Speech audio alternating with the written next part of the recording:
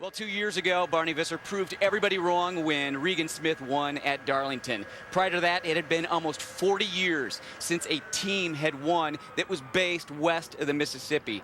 Well, this week we got to see just how passionate Barney Visser is with his team and Kurt Busch is with his driving, but also how passionate Kurt Busch is about our nation's military. Well, Adam, in the last 3 weeks, we spent time with Denny Hamlin, Brad Keselowski, and last week it was Juan Pablo Montoya. And this week, we went all access with Kurt Busch and also looked underneath the cover at Furniture Row Racing. We got to see this team talk through their debrief after Sonoma. We got to figure out how this team makes it work in Denver, Colorado, 1,500 miles from Charlotte, and also spent the day with Kurt Busch on Capitol Hill. We just didn't follow around Kurt Busch this week. Matt Yoakum was also in the gym with another driver. You were screaming fast here, but you got into the wall when you were catching some lap traffic there. Had a little bit of damage, and then I think it was a shock that failed late in the race on the car. Dave was telling me this year he built a little bit stronger car. Is that something you really need at Kentucky? You do, actually. You know, just with the way that the shocks are, the bump stops are, the roughness of this racetrack, you actually have to build a heavier car. Okay, looking big picture now, looking at that chase. You've got 2 wins. How bad do you want another win to get some bonus points? It'd be awesome. That's what we've been fighting for. You know, I feel like we've had some really good cars. We just haven't quite had the luck this last month. Chris Neville leads us off. Turns 1 and 2 are a left-right combination. You're fighting to keep the car over to the left. You brake, you downshift, and then you cut back to the right. And just as you come across the center of turn 2 here, you've got to get 800 horsepower down on the ground. Now, you're not going to see a lot of passing here in normal green flag situations, but on starts and restarts, drivers are going to take every opportunity, and there's going to be contact. If you can't get it done here, your next chance is going to be right up over the hill. It's really been the strongest car all night. They're trying to be the first car driver to win in over 30 years. The 500 and also the July race. You guys have had a car that works on the top and the bottom. Are you worried about any of these cars behind you? Yeah, every single one of them, to be honest with you. Yeah, we got a quick little shootout here. What has been the talk about restarts this past week?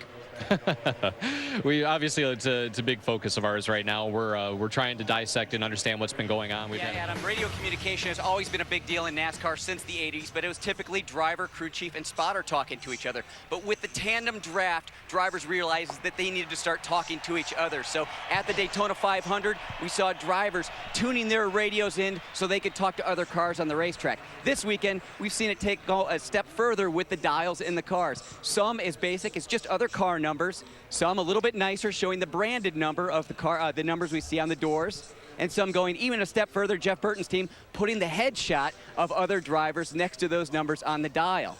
Now, these teams typically are going to be seeing about 15 to 30 numbers that they can choose from, but most of these drivers just planning to stick with one radio out there, one other driver. But it's when that plan goes wrong, that's when you're going to want those other options. Juan Pablo Montoya won the last Sprint Cup race at Watkins Glen and is a favorite today. But Juan, since Richmond, you've been outside the top 10 in points. These road courses, are they your best chance? I think we got a car, when we do our job right, I think we got a car good enough to make the chase by ourselves. Kurt Busch and Regan Smith have been working together all night long. Earlier in the event, Kurt Busch saying that that car was a little bit loose. They made some changes early on with the track bar. No changes this time, just 4 tires and fuel. Ralph?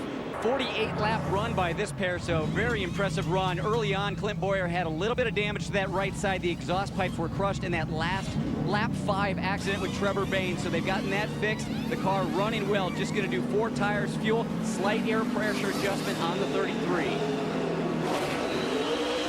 So those drivers, only 5 drivers in this field have won this race multiple times, and Jamie Mack is part of that list. Last week he was trying to turn around a tough season, but it didn't work out his way. I spoke with him earlier. He said he's going to team up with Juan Pablo Montoya tonight and look for the 1 car to be in the front, as Juan Pablo likes to be the pusher.